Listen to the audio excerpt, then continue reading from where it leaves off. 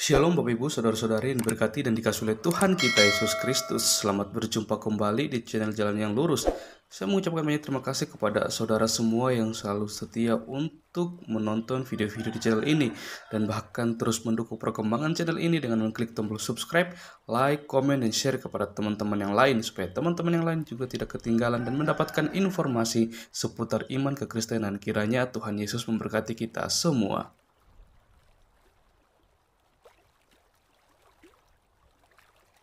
Puji nama Tuhan, saudaraku yang diberkati dan dikasihi oleh Tuhan kita Yesus Kristus. Di kesempatan kali ini, kembali lagi kita akan bersama-sama akan melihat serta menyaksikan suatu keberlangsungan diskusi atau debat yang sangat menarik, yang dimana di dalamnya ada seorang apologet Kristen yang sangat cerdas dan sangat dipakai Tuhan dan sangat luar biasa, di mana dia hari ini berhadapan dengan Ustadz Tsuma bersama dengan kawan-kawannya. Kalau kita melihat Ustadz Tsuma ini tidak pernah kapok-kapoknya, tidak pernah henti-hentinya untuk membahas iman Kristen. Bahkan terus selalu saja menggunakan ayat-ayat Alkitab yang dia comot, yang dia pelintir, dan dia tafsirkan sesuka hatinya untuk menyerang iman Kristen itu sendiri. Maka dari itu kita akan melihat bagaimana seorang apologet Kristen ini akan mematahkan semua data-data bodong dari Ustadz Tsuma, semua argumentasi dari Ustadz Tsuma yang berkaitan dengan iman Kristen yang tidak diimani oleh seorang Ustadz Tsuma sendiri. Maka dari itu saya harap kita semua bisa memperhatikan serta menyimak diskusi ini dari awal hingga akhir supaya kita juga tidak gagal paham dan kita bisa memberikan penilaian terhadap setiap data narasi yang mereka bawakan di hari ini. Selamat menyaksikan, Tuhan Yesus memberkati. Gitu, saudara. Silakan. Yang pertanyaan yang lebih sulit kalau ada. Iya, beliau ini memaparkan sangat bagus ya, tetapi saya belum menjelaskan tentang siapa Yesus. Tetapi ini berkaitan tentang kemahakuasaan Tuhan yang diklaim oleh Bang Juma bahwasan Tuhan dia itu maha kuasa, lalu Tuhan dia itu tidak boleh diuji. Tuhan yang tidak boleh diuji adalah Tuhan ciptaan manusia. Paham ya? Saya ulang sekali lagi, netizen di bawah, pasang kuping kalian baik-baik, paparan saya ini. Dengar. Tuhan yang tidak bisa diuji adalah Tuhan yang diciptakan oleh manusia. Saya memberikan salah satu analogi ya. Saya masuk ke dalam gua Hira, saya berimajinasi tentang Tuhan, lalu saya menciptakan Tuhan. Saya mengatakan Tuhan saya namanya Ariel Peter Pan. Saya mengklaim bahwasan Ariel Peter Pan, Tuhan saya ini adalah maha kuasa, lalu saya keluar, saya wastakan kepada semua orang. Lalu orang akan menantang saya. Jika memang benar-benar Tuhan kamu, Ariel Peter Pan ini adalah maha kuasa, buktikan kemahakuasaan dia kepada kami. Saya tidak akan bisa membuktikan kemahakuasaan Tuhan saya, karena saya menciptakan Tuhan. Jadi Tuhan kalau tidak bisa diuji, berarti Tuhan ciptaan manusia. Itu harus pahami dulu, lihat kalian di bawah pasang kuping kalian ya. Tuhan yang tidak bisa diuji adalah Tuhan yang diciptakan oleh manusia, tetapi berbeda dengan Tuhan yang kami imani. Tuhan yang kami imani menantang manusia untuk menguji dia. Apa kata Tuhan kepada di dalam kitabnya Raja-Raja? Apa kata Tuhan? Ujilah saya. Kenapa Tuhan menantang manusia untuk menguji dia? Karena Tuhan itu tidak bisa dilihat. Tuhan berbicara khusus kepada nabi-nabinya. Satu orang pun tidak pernah menjadi saksi ketika Tuhan berbicara dengan nabi. Nah, ketika Tuhan berbicara dengan Nabi, lalu Nabi menyampaikan kepada orang-orang yang berakal pada zaman itu adalah orang Israel. Lalu Musa menyampaikan kepada orang Israel bahwa saya tadi berbicara dengan Tuhan. Apakah ketika Musa berbicara bahwa saya tadi bertemu dengan Tuhan, apakah orang Israel yang mempunyai akal ini percaya begitu saja? Tidak. Orang yang punya akal, orang yang membutuhkan pembuktian. Jadi orang yang punya akal tidak akan mempercayai omong kosong daripada seseorang. Tidak. Tetapi Musa ketika dia turun dari gunung Horeb ataupun gunung Sinai, lalu dia mengatakan kepada orang Israel bahwa saya tadi berbicara dengan Tuhan, maka Tuhan mengatakan ujilah saya. Ujilah saya di sini dalam konteks apa? Ujilah dalam konteks kemahakuasaan saja. Maka ketika dalam perjalanan bangsa Israel dari tanah Mesir menuju tanah Kanaan, ketika dalam perjalanan di padang gurun mereka lapar, maka mereka menguji Tuhan di depan Musa. Apa kata mereka kepada Musa? Tunjukkan Tuhanmu jika memang Tuhan maha kuasa. Dalam waktu yang tiba-tiba Tuhan menjatuhkan roti dari langit yang disaksikan oleh orang jutaan orang Yahudi, mereka menyaksikan secara langsung. Tuhan kami itu menantang untuk menguji kemahakuasaan dia. Karena Tuhan kami itu tidak diciptakan oleh manusia. Yang menciptakan manusia adalah Tuhan kami. Jadi Tuhan tidak bisa diuji adalah Tuhan yang diciptakan oleh manusia. Berbeda. Anda harus pahami dulu. Tuhan yang tidak bisa diuji oleh manusia adalah Tuhan yang diciptakan oleh manusia. Seperti saya katakan tadi, saya menciptakan Tuhan saya, Ariel Peter Pan, lalu saya mengklaim dia maha kuasa. Tetapi pada kenyataan, kita tidak akan bisa menguji kemahakuasaan Ariel Peter Pan karena dia bukan Tuhan. Karena dia adalah ciptaan saya. Paham itu baik-baik kalian di bawah ya, pasang kuping kalian. Jadi Tuhan yang tidak bisa diuji adalah Tuhan yang diciptakan oleh manusia. Tuhan yang menciptakan manusia, dia harus bisa diuji. Kenapa dia harus diuji? Karena dia adalah goib. Dia tidak bisa dijangkau oleh manusia. Manusia tidak akan mungkin percaya kepada dia begitu saja. Kita punya akal, bro. Kita punya akal, mau saja percaya begitu. Enggak. Kami orang Kristen adalah orang yang punya akal. Jadi ketika Musa turun dari Gunung Sinai atau Gunung Horeb memberitakan tentang Tuhan, kami tidak percaya begitu saja. Kami menguji dia. Maka Tuhan menantang, ujilah saya. Maka ketika jalan perjalanan bangsa Israel menguji dan di situ benar-benar nyata. Berarti itu bukan Tuhan ciptaan manusia. Itu harus pahami dulu. Tuhan kami itu menantang manusia untuk menguji kemahakuasaan dia. Teruji. Nah sekarang saya ingin melanjutkan paparan saya dan saya ingin melanjutkan pertanyaan saya. Ketika Anda mengklaim bahwasan Tuhan Anda adalah Maha Kuasa, bukti-bukti apa saja yang Tuhan Anda buktikan kepada kalian bahwasan Tuhan Anda Maha Kuasa? Silakan. Iya. Jadi gini, ya kalau saya menjelaskan Al-Quran terlalu jauh, saya rasa Anda tidak akan bisa memahami gitu ya. Cukup saya memahamkan Anda dengan kitab Anda sendiri supaya Anda paham. Di dalam kitab saudara diterangkan, di dalam kitab Yakobus 1:13 ya. Yakobus 1:13 di situ jelas ada perintah dan ada pernyataan. Apeirastos. Apeirastos itu dalam bahasa Yunani. Dalam bahasa Indonesianya tidak bisa dicobai. Siapa yang tidak bisa dicobai di sini? Allah. Siapa Allah? Theos. Itu perkataan Al-Quran, perkataan kitab saudara. Jadi kalau Anda mengada-ngada hanya karena Anda mampu bercakap-cakap, itu membantah kitab saudara sendiri. Theos yang adalah otoritas tertinggi di atas muka bumi ini, yang diimani oleh orang-orang terdahulu yang disebut dengan Tuhan atau Dewa, itu disebut Allah di dalam kitab saudara, itu tidak bisa dicobai. Lantas yang mana yang harus saya percaya gitu? Nah itu yang pertama. Kalau di Islam, kalau Anda ingin mencobai pribadi daripada Allah Subhanahu wa taala, itu tidak akan mungkin bisa. Nah, untuk menguji keberadaannya, untuk menguji apa yang diucapkannya, apa yang difirmankan, silakan Anda menguji Al-Quran. Makanya Al-Quran itu menantang. Jika benar Al-Quran itu bukan dari kami, silakan Anda buat semisal itu, semisal Al-Quran. Allah turunkan kemudian tantangannya setelah tidak ada yang mampu untuk menjawab tantangan itu.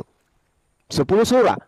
Setelah tidak ada lagi yang melawan tantangannya, dia perintahkan lagi, turunkan lagi 1 surah saja yang semisal Al-Quran. Tidak ada yang mampu. Kalau wahyunya saja tidak ada yang mampu mengalahkan, bagaimana dengan esensinya? Pencipta langit dan bumi ini mau dicobai dengan cara apa? Mau dicobai.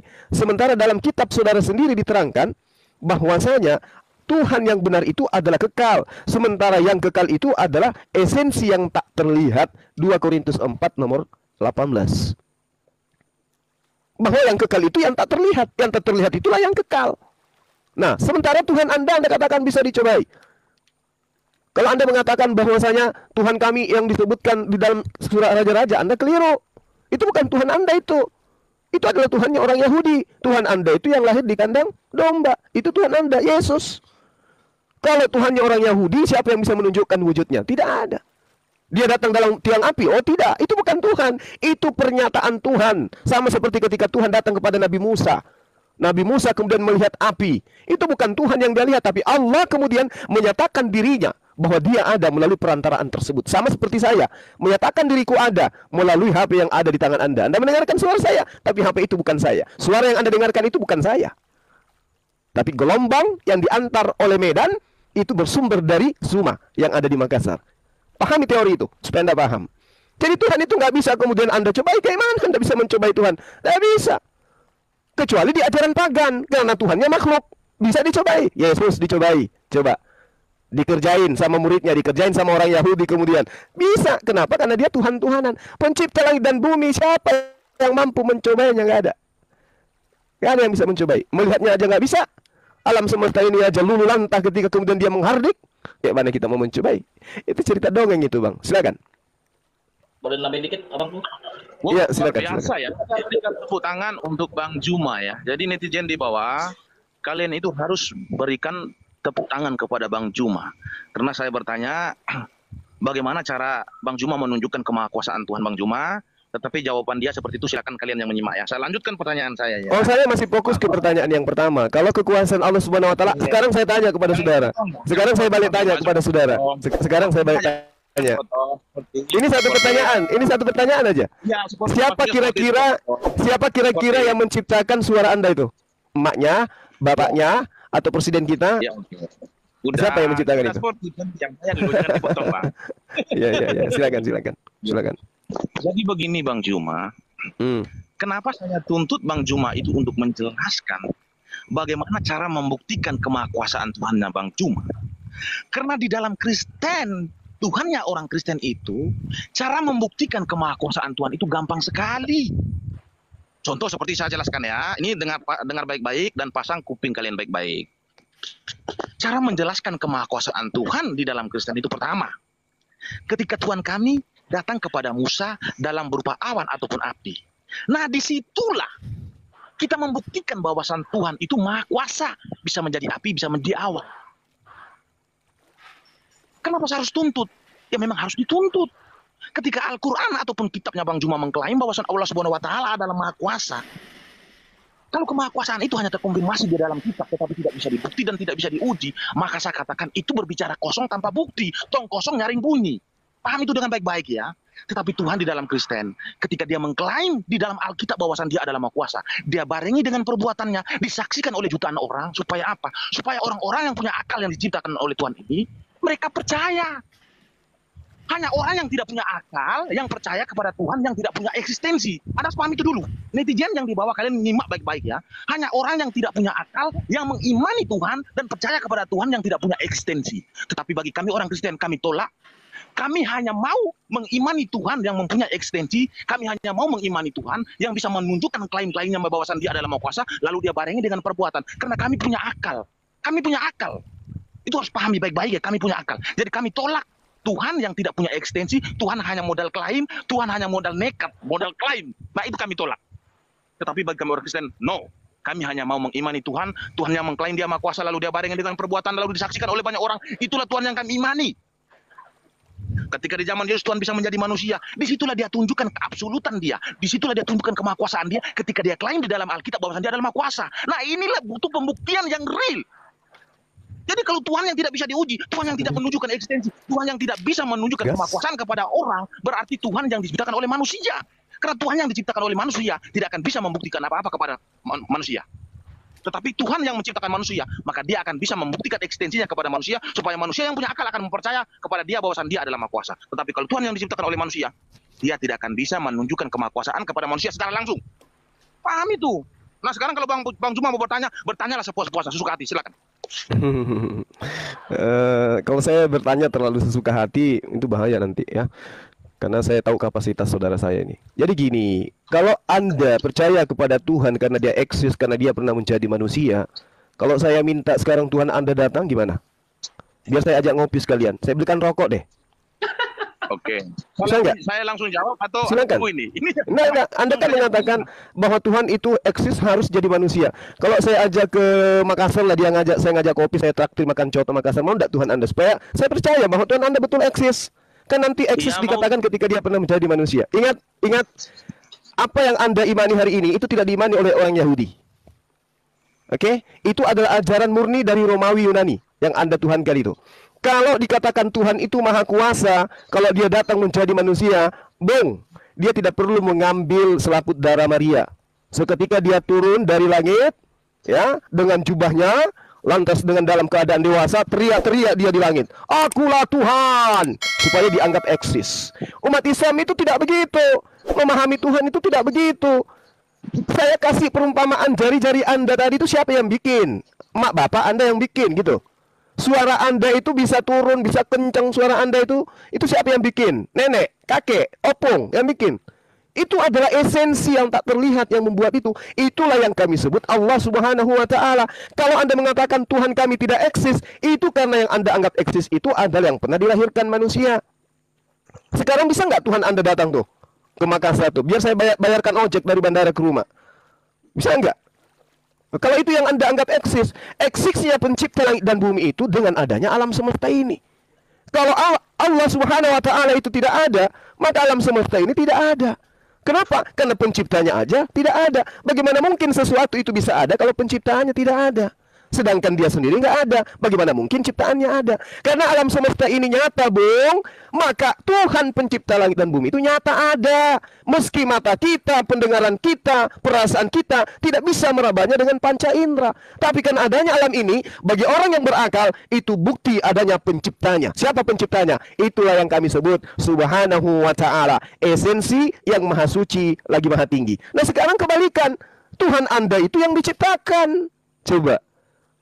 Ini apa namanya nih? Oh, Tuhan kami itu eksis. Apa buktinya? Dia pernah datang memberikan satu roti untuk kasih makan 5.000 orang. Tapi anehnya 5.000 orang dikasih makan roti, cuman 11 yang beriman. Kan lucu gitu ya. Nah sekarang kalau Tuhan Anda bisa seperti analogi Anda, saya minta tolong telepon Tuhan Anda, sampaikan kepada dia, Bang Suma mau traktir dia ngopi, juga makan coto Makassar, supaya kita percaya, oh Tuhan itu eksis dengan cara gitu. Kalau Islam enggak, Tuhan itu eksis dengan terjadinya siang dan malam, adanya pergantian siang dan malam, turunnya hujan, tergantinya musim kemarau dan seterusnya. Ya, tumbuh-tumbuhan begitu ditebang tumbuh kembali, padi begitu dipanen tumbuh kembali, buah kelapa begitu dipanen ada lagi buahnya, ikan di laut begitu dipanen ada lagi bibit ikan baru. Itu eksistensi Tuhan kami. Karena kalau bukan Tuhan kami yang mengadakan itu, lalu siapa? Yesus. Nggak mungkin, nggak mungkin. Yesus nggak mungkin, nggak mungkin, sangat tidak mungkin. Yesus melawan ngantuknya aja nggak bisa. Yesus melawan laparnya aja nggak mampu dia. Ketakutan yang nggak mampu dia lawan. Jadi bagaimana mungkin Tuhan mau kayak gitu? Nggak mungkin, nggak mungkin. Tuhan yang benar itu adalah Tuhan yang tidak bisa dipikirkan objek wujudnya, Tuhan yang tidak bisa kemudian dinarasikan kekuatannya. Kenapa? Dia maha kuat, dia maha dahsyat, dia maha besar, dia maha sempurna. Oke, sekali lagi, Bang, supaya saya percaya Tuhan Anda itu, tolong telepon sekarang. Bang Suma ingin berbincang-bincang dengan dia. Saya ingin cerita tentang bisnis. Mana tahu dia bisa memberikan solusi. Silakan. Oke, terima kasih. Paparan Bang Juma ini sangat bagus ya. Jadi netizen harus memberikan apresiasi dalam berupa tepuk tangan. Silakan, saya kasih waktu 10 detik untuk tepuk tangan kepada Bang Juma. Termasuk saya sendiri ya. Bentar. Saya lanjutkan ya. Ini pertanyaan yang sangat bagus ya. Jikalau memang Tuhanmu itu Maha Kuasa, bisa berubah menjadi manusia, maka sekarang tunjukkanlah kepada kami. Ini sebenarnya satu pengujian yang sangat keliru. Kenapa saya katakan sangat keliru? Zaman sekarang bukanlah zaman para nabi. Zaman sekarang bukanlah zaman pembuktian keberadaan Tuhan. Zaman pembuktian keberadaan Tuhan adalah zamannya para nabi. Karena pada zaman nabi itu belum ada sebuah kitab yang didokumentasikan. Kalau zaman sekarang ini, orang mengimani Tuhan itu mempunyai ekstensi bisa menjadi manusia itu, yaitu pedomannya adalah kitabnya para nabi.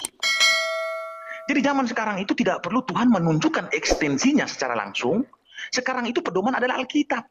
Pada zaman nabi itu belum ada kitab. Jadi Tuhan harus membuktikan secara nyata kepada orang-orang supaya orang yang punya akal ini percaya. Karena pada zaman itu kenapa Tuhan harus membuktikan bahwasan dia bisa menjadi manusia, dia bisa menjadi awan, dia bisa menjadi api. Karena pada zaman itu minim orang percaya kepada Tuhan. Minim orang percaya kepada kemahakuasaan Tuhan. Sekarang untuk apa lagi dia harus menjadi manusia untuk membuktikan supaya orang percaya? Karena orang sudah banyak percaya. Orang sudah menjadikan Alkitab sebagai landasan kebenaran kepada Tuhan.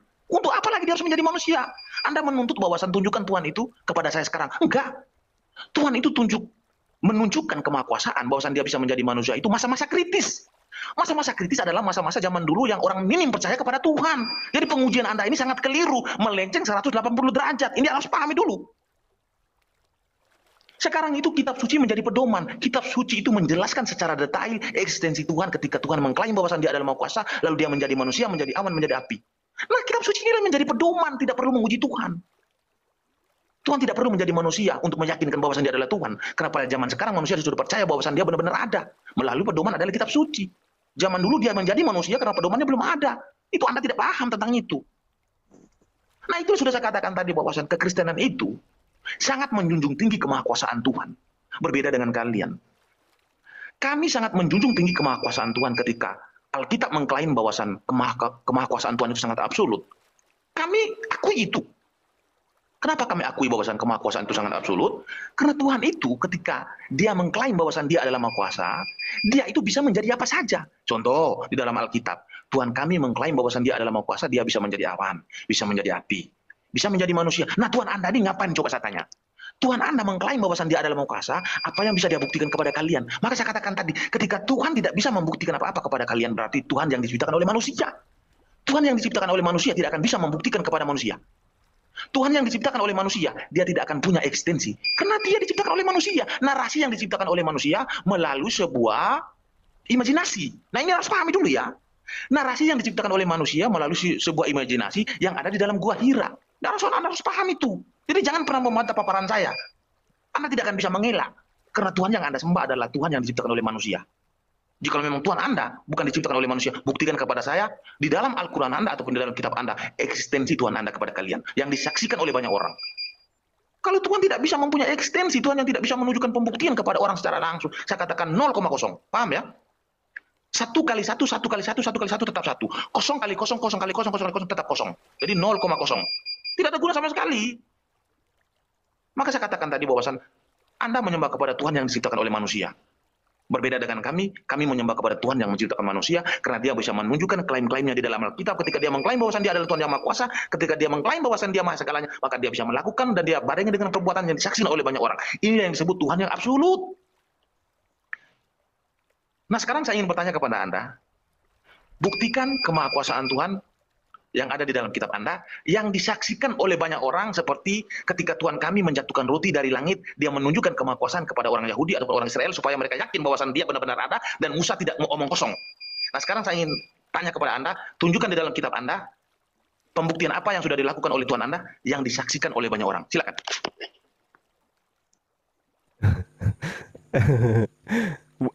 Boleh nggak saya tertawa dulu sejenak? 5 detik aja. Silakan. Allahu Akbar. Masya Allah, saudara saya ini pandai juga melawak. Allahu Akbar. Jadi kalau Anda bercerita tentang eksistensi, kemudian narasi yang Anda bangun supaya itu narasi pelawak itu. Eksistensi Tuhan itu kalau Anda lihat dengan kacamata dia harus wujud seperti makhluk, itu Anda keliru. Inilah kesesatan yang nyata itu. Tuhan itu tidak bisa seperti makhluk. Yesaya 43 nomor 10.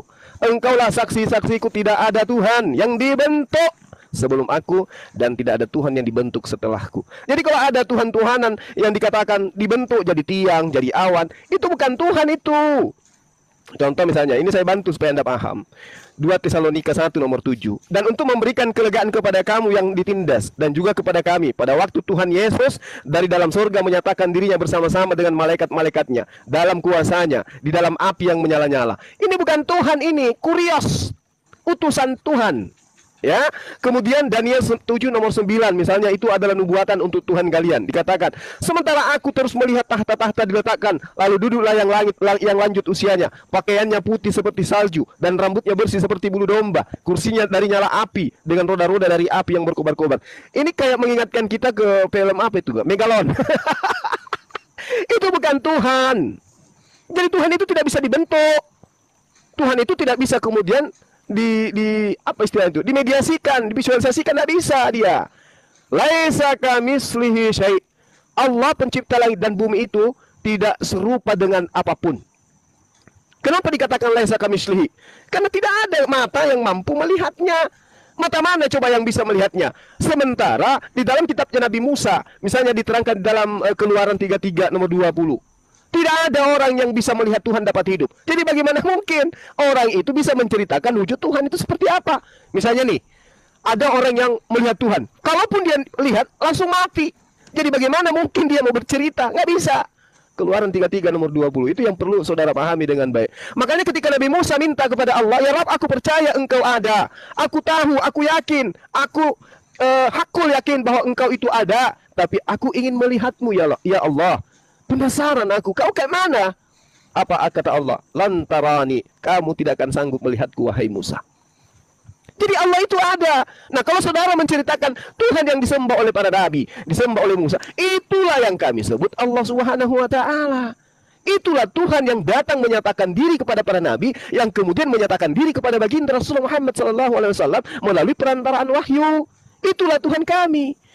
Yang menjadi masalah sekarang ini adalah Tuhannya orang Kristen. Tuhan yang lahir di Antioquia itu, yang diajarkan di Antioquia awal mula.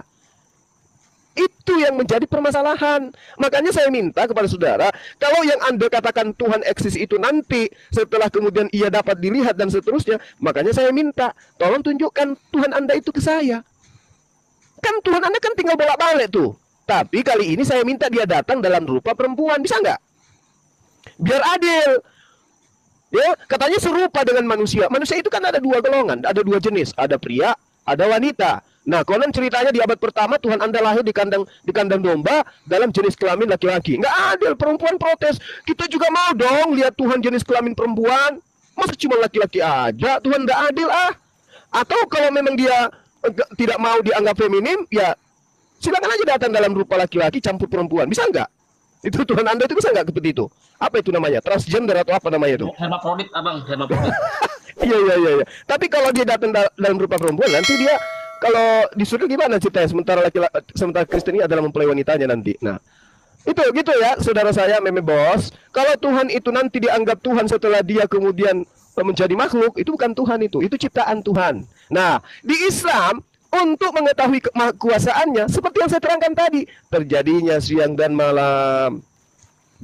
Ya, adanya alam semesta ini, gaya gravitasi bumi, kemudian panasnya matahari, dinginnya malam hari. Itu bukti adanya sang pencipta yang menjaga daripada alam ini. Sama seperti ini, sering saya kasih contoh ya. Sama seperti pesawat yang Anda lihat melayang di atas udara. Pasti ada pilotnya itu. Kalau tidak ada pilotnya, atau pilotnya sedikit saja lengah, hancur itu pesawat. Sama seperti alam semesta ini. Meskipun kemudian kita tidak melihat yang menjaganya, tapi yang menjaga pasti ada. Itulah yang kami sebut Allah Subhanahu wa Ta'ala. Jadi alam semesta ini pasti bertuhan. Kita ini pasti ada yang menciptakan. Nah, yang menciptakan ini sudah pasti bukan Yesus, tetapi penciptanya Yesuslah yang menciptakan ini semua. Itulah yang kami sembah, Bung. Yang membedakan kami dengan para nabi terdahulu hanya syariat, cara beribadah yang membedakan kami. Tapi Tuhan kami sama, berbeda dengan Kristen, Tuhannya beda. Tuhan yang Kristen itu berupa manusia yang pernah, mohon maaf, mati secara terkutuk. Nah, itu dia yang membedakan kita. Silakan. Sebelum dilanjut sama Satu-satu dulu Bang, supaya saya bisa fokus satu-satu aja. enggak, saya mau beritahu kau bahwa Kores mau naik, yang ngomong siapa? Siapa mau naik? Assalamualaikum warahmatullahi wabarakatuh. Izin Kores. Waalaikumsalam warahmatullahi Kores, nggak nama akunnya apa? Nama akunnya, minta permintaan. Nah, nanti saya tanya Kores, lanjut Bang Meme, lanjut. Oke, saya lanjutkan ya.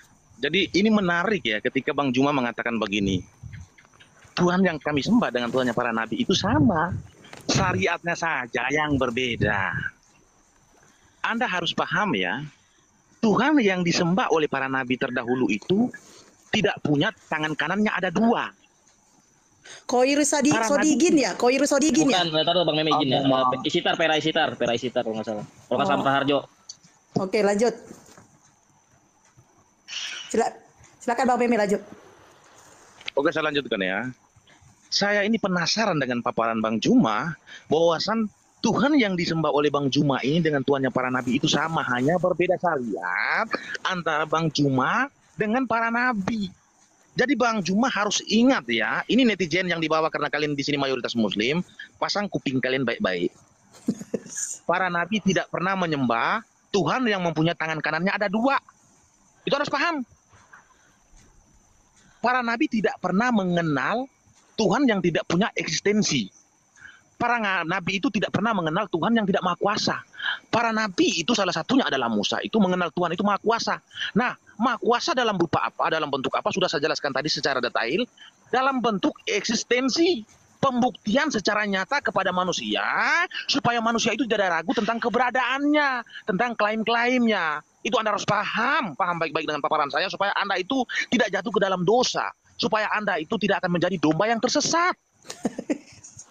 Kenapa? Karena memang tugas saya malam hari ini, saya sudah dipenuhi oleh Roh Kudus untuk menyelamatkan manusia-manusia yang tersesat. Seperti di zaman Yesus datang kepada Bani Israel untuk menyelamatkan domba-domba yang sudah tersesat. Jadi hari ini saya ditugaskan untuk menyelamatkan manusia yang telah sesat, yang menyembah kepada Tuhannya, yang mempunyai tangan kanan ada dua. Itu Anda harus pahami dulu. Jadi jangan pernah mengklaim bahwa Anda itu menyembah kepada Tuhannya para nabi. Sorry, don't worry. Saya tidak akan pernah setuju ketika Anda mengklaim bahwa Anda menyembah kepada Tuhannya para nabi, karena Anda telah menghina Tuhan. Karena Tuhannya para nabi tidak pernah mempunyai tangan kanan ada dua. Tuhannya para nabi tidak punya betis. Betis itu adalah manusia. Membedakan manusia dengan Tuhan adalah manusia yang mempunyai betis. Tuhan tidak punya betis. Tuhannya para nabi tidak punya betis. Jadi jangan pernah menyamakan Tuhan yang Anda sembah dengan Tuhannya para nabi. Tuhannya para nabi tidak punya betis, tetapi Tuhan yang Anda sembah punya betis. Membedakan manusia dengan hewan adalah betis. Hewan tidak punya betis, tetapi manusia punya betis. Tuhan Anda punya betis, berarti Tuhan Anda adalah manusia. Tuhannya para nabi bukan manusia, karena Tuhannya para nabi tidak punya betis. Tuhannya para nabi tidak punya tangan kanan ada dua. Anda harus paham itu dulu. Jadi jangan pernah menyamakan Tuhannya para nabi dengan Tuhan Anda. Tetapi jika Anda mau menyamakan Tuhannya para nabi dengan Tuhan Anda, saya hanya mau mengatakan Anda telah tersesat. Oke, saya lanjutkan ya. Anda mengatakan di dalam kitab Keluaran, Musa mengatakan bahwasan Tuhan berbicara kepada dia, kamu tidak akan bisa memandang aku. Jikalau kamu memandang aku, kamu akan binasa. Ayat itu memang benar. Tetapi ayat itu berbicara tentang hakikat Tuhan. Bukan dalam konteks inkarnasi. Dalam konteks inkarnasi, wujud itu bisa dilihat. Tetapi dalam konteks hakikatnya, Tuhan tidak akan bisa dilihat. Jikalau kamu berani melihat Tuhan, kamu akan musnah, kamu akan mati. Ini ancaman Tuhan kepada Musa untuk disampaikan kepada Bani Israel. Bahwasan secara hakikat dia tidak akan bisa dilihat. Secara hakikat kamu tidak akan bisa melihat dia. Jikalau kamu melihat dia, kamu akan mati. Benar. Tetapi tidak dalam konteks inkarnasi. Dalam konteks inkarnasi, Musa bisa melihat Tuhan ketika Tuhan berubah wujud menjadi awan ataupun api. Ketika dalam zaman Yesus, Tuhan bisa berubah wujud menjadi manusia. Itu dalam konteks inkarnasi. Artinya wujud yang digunakan Tuhan itu bisa dilihat, tetapi secara hakikat tidak akan bisa dilihat. Maka Yesus mempertegas, jangankan suaranya, rupanya pun tidak akan kamu lihat. Paham? Jadi saya hanya ingin menyampaikan sekali lagi bahwasan jangan pernah menyamakan Tuhan Anda dengan Tuhannya para nabi. Jikalau Anda menyamakan Tuhannya para nabi dengan Tuhan Anda telah memfitnah Tuhan. Di sini Anda telah membuat satu lelucon yang membuat saya merasa apa ya, macam seperti ingin tertawa, tetapi gimana ya, saya agak sedikit bingung mau menyampaikan. Nah, saya lanjutkan sedikit lagi dan Bang Juma mungkin akan memaparkan lagi. Saya lanjutkan ya. Jadi begini Bentar, Bang Juma. ini yang orang yang dimaksud ini ya, Tionel Sabia, Bang Pri. Ini teman saya nih. Lanjut Oke. Pak. Tepat sekali sih. Syukran Ukti, lanjut. Guruna nanti aku mau laporan. Oke, Bang Juma lanjut. Masih Meme belum. Oh, Bang Juma, Meme selesai dulu loh. Bang Juma, Meme belum kelar. Lanjut Meme. Ya, saya lanjut ya. Saya itu kenapa menuntut kepada kalian untuk membuktikan kemahakuasaan Tuhan kalian itu, dan kemahakuasaan dia itu harus disaksikan banyak orang. Dan kemahakuasaan yang kalian maksud dan kalian jelaskan nanti itu harus terkonfirmasi di dalam kitab kalian. Jikalau kalian tidak mampu menjelaskan di dalam kitab kalian terkonfirmasi bahwa Tuhan kalian itu membuktikan tentang kemahakuasaan itu disaksikan oleh banyak orang, berarti apa yang saya tuduhkan kepada kalian bahwasan Tuhan yang kalian sembah ini Tuhan yang diciptakan oleh manusia itu benar. Saya sudah memberikan analogi dari tadi sudah mau 3-4 kali bahwasan Tuhan yang diciptakan oleh manusia tidak akan bisa mempunyai ekstensi. Tuhan yang diciptakan oleh manusia tidak akan bisa membuktikan keberadaan kepada ciptaannya. Ini saya jelaskan secara detail biar kalian paham ya. Kitab yang Anda imani itu dicatat oleh manusia. Kitab yang Anda imani itu tidak pernah jatuh dari langit dan disaksikan oleh banyak orang. Tidak ada. Kitab yang Anda imani itu dicatat oleh orang, dicatat oleh manusia. Nah, manusia ini siapa? Manusia ini adalah sahabat-sahabatnya Nabi Anda. Mereka itu bersumber dari Nabi Anda. Nah, Nabi Anda ini bersumber dari mana? Bersumber dari dalam Gua Hira. Jadi sudah dipastikan bahwasan kitab yang Anda imani sekarang ini dicatat oleh manusia yang bersumber dari seorang nabi yang masuk ke dalam Gua Hira. Ketika masuk ke dalam Gua Hira, beliau mengklaim bahwasan di beliau ini bertemu dengan seorang malaikat. Nah, malaikat ini menyampaikan titipan dari Allah Subhanahu wa taala. Ini ada sebuah klaim. Maksud saya itu begini loh, ketika seseorang mengklaim bahwasan Tuhan dia adalah Maha Kuasa, Tuhan dia Maha segalanya, Tuhan dia bisa melakukan segalanya. Ya buktikan pada zaman itu. Supaya apa? Supaya orang-orang yang punya akal pada zaman itu yakin bahwasan apa yang diberitakan oleh orang tersebut ini benar-benar nyata. Contoh, sudah saya jelaskan tadi, Musa naik ke atas gunung Horeb nih. Lalu dia berbicara dengan Tuhan. Lalu dia turun ke bawah, dia panggil orang Israel, "Hei, semua kalian ke sini. Saya tadi itu berbicara dengan Tuhan." Tuhan itu mengklaim bahwasan dia adalah Maha Kuasa dan dia ini pencipta alam semesta. Apakah orang-orang Israel ini yang punya akal ini percaya begitu saja? Enggak, mereka tidak akan percaya begitu saja, bro. Mereka tidak mau. Mereka punya akal. Maka mereka harus menuntut kepada Tuhan, Musa. Ketika mereka menuntut kepada Musa, lalu Tuhan mendengar. Maka di Keluaran 19 ayat 9 sampai habis itu, ketika bangsa Israel menuntut kepada Musa, maka Tuhan mendengar. Maka Tuhan menyampaikan kepada Musa, bahwasan Musa, sampaikanlah kepada Bani Israel, bahwasan dalam 3 hari kemudian aku akan turun dalam berupa awan ataupun api. Supaya apa? Supaya maksud ketika aku berbicara dengan engkau, mereka dapat mendengar, dan mereka senantiasa percaya kepada engkau sampai selama-lamanya. Ini janji Tuhan kepada Musa. Tuhan berjanji kepada Musa untuk meyakinkan pada bangsa Israel ini bahwasan dia benar-benar Maha Kuasa, bahwasan dia benar-benar ada. Itu dengan caranya dia datang kepada Bani Israel dalam berupa awan ataupun api dan berbicara langsung kepada Musa. Supaya apa dia berbicara langsung kepada Musa? Supaya bangsa Israel itu mendengar dan mereka senantiasa percaya kepada Musa. Supaya besok-besoknya nanti ketika Musa turun dari Gunung Horeb lalu mengatakan dia berbicara dengan Tuhan, orang Israel percaya karena mereka sudah menyaksikan secara langsung Tuhan datang dalam kemahakuasaan dalam berupa awan ataupun api. Nah, ini yang saya maksud. Nah, sekarang buktikan kepada saya di dalam kitab Anda apa yang Tuhan Anda buktikan kemahakuasaan yang disaksikan oleh banyak orang. Tolong dijawab itu, jangan putar-putar, silakan. Silakan Abang, sebelum lanjut Abang, ayo Triun mau laporan apa begitu Bang Juma, silakan. Kores.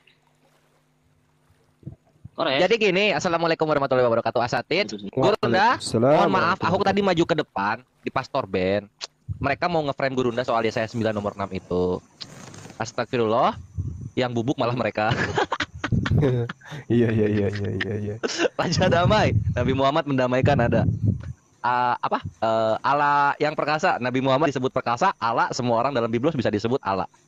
Bapak yang kekal, Nabi Muhammad sunahnya kekal semua itu, dan bapak bagi kami. Raja damai, Nabi Muhammad terbukti mendamaikan semua orang. Penasehat ajaib, tumpah-tumpah hadisnya menasehati semua. Ketika Yesus ditanya, au. Jadi itu Gurunda, laporan selesai. Ya saya 9 nomor 6 Masya punya itu. Allah. Thank you. Oke, terima kasih Bang. Terima Silakan kasih. Abang melanjutkan. Silakan. Iya. Jadi yang pertama, saudaraku, Meme Bos, kalau kemudian Anda mengatakan, wah Tuhannya para nabi itu tidak memiliki dua tangan. Tapi apakah kemudian Tuhannya para nabi itu memiliki tangan kiri? Coba. Ada enggak dalilnya? Oh, aku memiliki tangan kiri. Atau apakah Tuhannya para nabi itu punya lato-lato yang pernah disunat? Ayo. Apakah Tuhannya para nabi itu pernah mati menjadi mayat? Nah, kalau pernah berarti Yesus itulah Tuhan yang benar. Tapi kan tidak. Nah sekarang kita masuk ke dalam pemaknaan tangan Tuhan itu dua-duanya kemudian kanan. Yang perlu Anda pahami, Tuhan di dalam ajaran agama Islam itu adalah laisa kamitslihi syai'. Jadi ketika dalam hadis dikatakan wakil tayadaihi yamin, itu bukan berarti Tuhan betul-betul dalam arti kata seperti makhluk memiliki tangan dan semuanya sebelah kanan. Tidak. Makna yang terkandung dalam penamaan tangan itu adalah bahasa yang kemudian diberikan Allah kepada manusia agar manusia tahu bahwa esensi alat yang digunakan untuk memberi itu disebut tangan, bukan kaki. Paham itu dulu. Jadi yang ditangkap oleh kepala manusia, otak manusia, akal manusia, ketika kita memberi itu dengan tangan. Manusia memberi dengan tangan. Allah juga memberi. Maka Allah mengilustrasikan tentang dirinya tangan. Tangannya yang memberi. Nah, apakah kemudian kita bisa memaknai itu seperti tangan manusia? Tidak bisa. Kenapa? Laisa kamitslihi syai'. Lalu kenapa dikatakan dua tangan kanan? Karena pada diri Tuhan itu tidak ada kelemahan. Sementara tangan kiri itu sifatnya lemah. Gitu loh. Pahami itu dulu. Kemudian, kemahakuasaan, kemahaperkasaan, kemahakemuliaan, kemaha memberinya Allah itu berlipat ganda dibandingkan makhluknya. Allah itu maha memberi, maka dia memiliki esensi pada dirinya, sifat maha memberi itu berlipat ganda. Maka dikatakan dua tangan kanan. Bukan berarti dia diserupakan dengan makhluk. Oh, wujudnya seperti ini, lalu dibikin tangan dua. Itu pagan namanya. Laisa kamitslihi syai'. Tidak bisa kemudian Tuhan itu dibentuk seperti apa yang Anda narasikan dalam pikiran saudara. Kemudian, ketika saudara mengatakan bahwa Tuhan itu harus eksis, harus menyatakan diri, saudaraku, wujud kebesaran dan kemahakuasaan Tuhan kami, wujud daripada eksistensi Tuhan kami, Dia menciptakan manusia tanpa ayah bisa, tanpa ibu bisa, tanpa dua-duanya pun bisa. Itu Tuhan kami. Mereka diciptakan seperti Adam, Hawa, Yesus. Dicipta tanpa kesempurnaan orang tua. Adam tanpa ayah ibu, Hawa tanpa ibu, Yesus tanpa ayah. Siapa yang membuktikan itu? Bahwa itu adalah ciptaan Tuhannya orang Kristen, yaitu Yesus. Tidak ada. Tidak ada yang bisa yang mengatakan, oh yang menciptakan Yesus adalah Yesus. Tidak ada. Tapi yang menciptakan Yesus itu adalah Allah Subhanahu wa Ta'ala, pencipta langit dan bumi. Makanya dikatakan innama amruhu idza arada syai'an ayyaqula lahu kun fayakun. Ketika kemudian Allah Subhanahu wa Ta'ala ingin menciptakan sesuatu, maka dia cukup mengatakan jadi maka jadi. Siapa yang menciptakan itu? Siapa yang menciptakan? Siapa yang membuat Maria hamil? Allah Subhanahu wa Ta'ala, Tuhan pencipta langit dan bumi. Bukan Yesus. Siapa yang menciptakan Maria? Ibunya Tuhan yang Kristen. Allah Subhanahu wa Ta'ala, bukan Yesus. Apa itu klaim? Memang betul. Itu klaim memang betul. Allah yang mengklaim dirinya yang menciptakan segala sesuatunya. Coba tunjukkan. Ada nggak klaimnya Yesus menciptakan segala sesuatu? Nggak ada. Kenapa? Dia bukan Tuhan. Aku tidak dapat berbuat apa-apa dari diriku sendiri. Jadi ketika kemudian Musa nyeberangi laut, siapa yang bekerja di sana? Allah Subhanahu wa Ta'ala, Tuhan pencipta langit dan bumi. Ketika kemudian Abraham dimintai oleh Tuhan untuk mengorbankan anak tunggalnya, siapa yang memerintahkan itu? Pencipta langit dan bumi. Ketika kemudian Adam diciptakan, siapa yang melakukan pekerjaan itu? Pencipta langit dan bumi. Ketika kemudian Daud, Salomo, dan semua para nabi itu melakukan mukjizat, siapa yang memberikan mukjizat itu? Pencipta langit dan bumi. Pencipta langit dan bumi yang tak nampak oleh mata inilah yang kemudian kami namai Allah Subhanahu wa Ta'ala. Laisa kamitslihi syai', tidak serupa dengan apapun. Sementara Tuhan Anda manusia Yesus, beda kita, beda kelas. Anda mentuhankan ciptaan Tuhan kami. Tuhan Anda berdoa kepada Tuhan kami. Gitu loh. Ya, ini yang perlu saudara pahami. Jadi ketika Anda mengatakan, saya tidak percaya kepada Tuhan Anda, Bang Suma. Kenapa?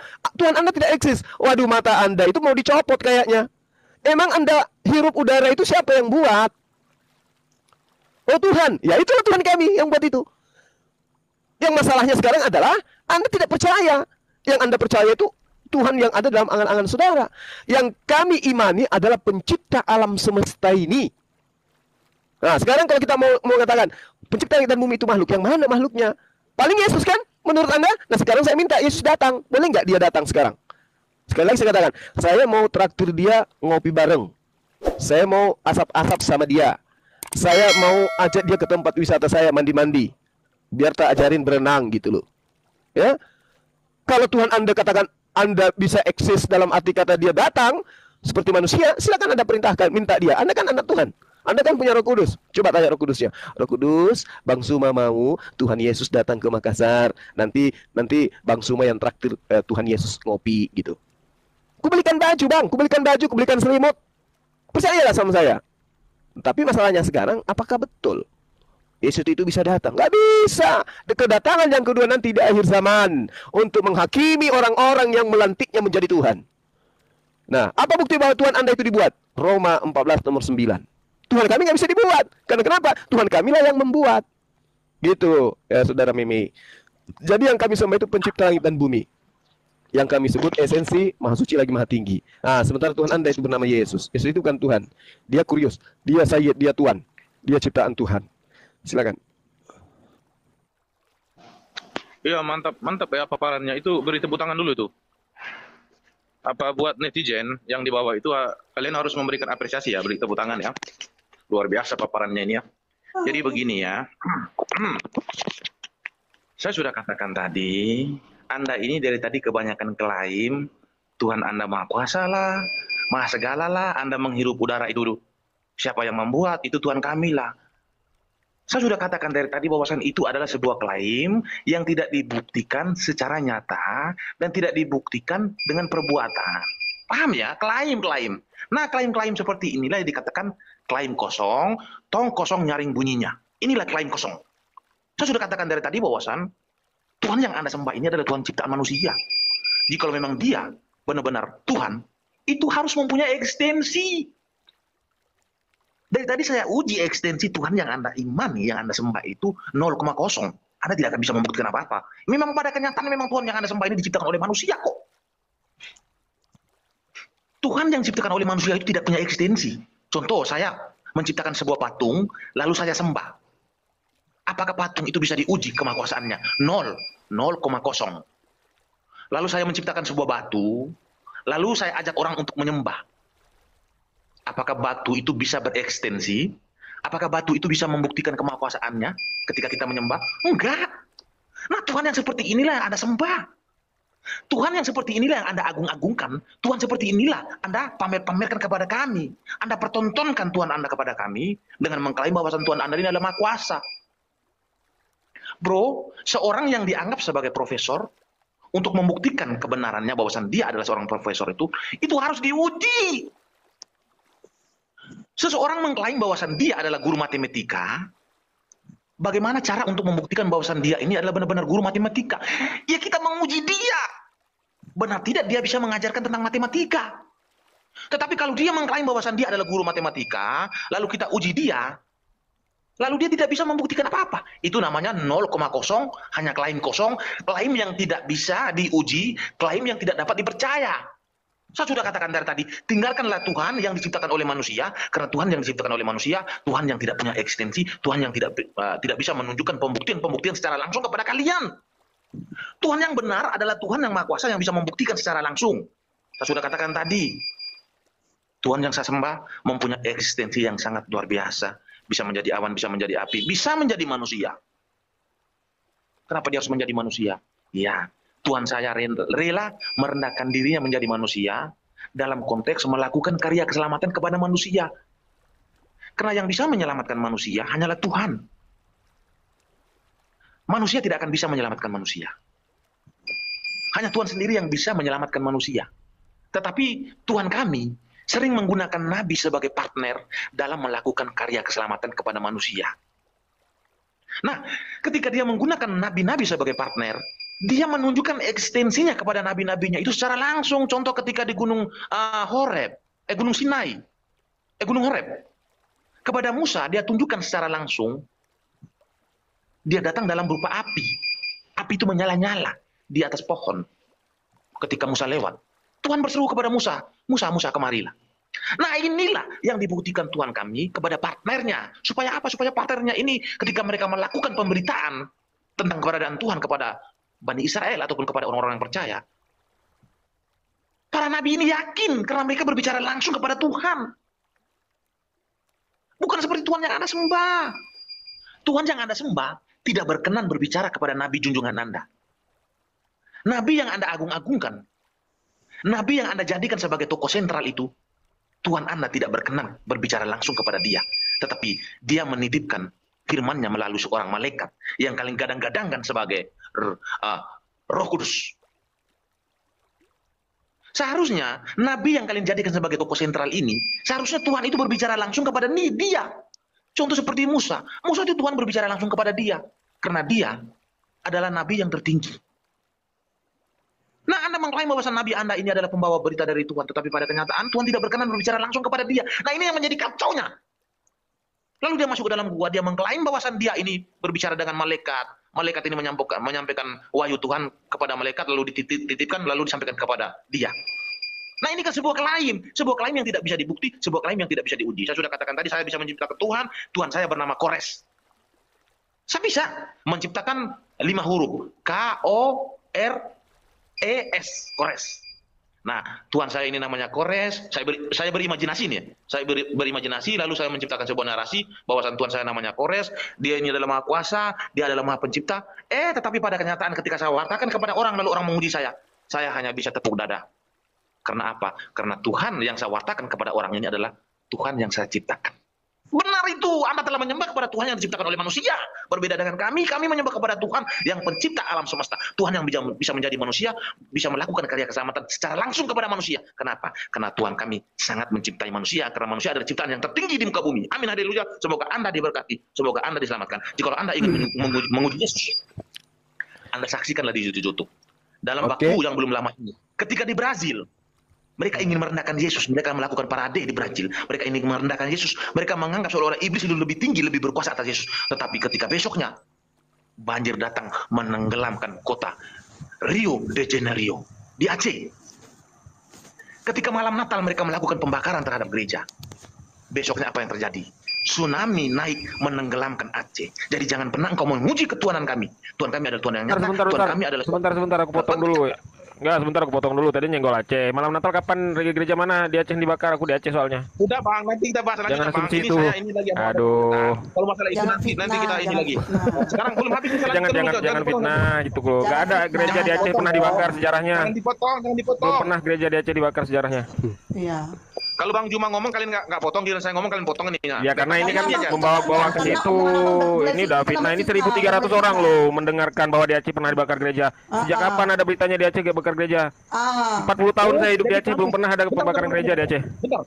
Jadi kamu tidak pernah mendengar di gereja di Aceh dibakar gereja ya? Tidak pernah ada kejadian kapan itu? Coba jelaskan. Udah, kamu ini ketinggalan zaman. Begini aja, kalau kamu merasa bahwasan saya memfitnah, tuntut saya.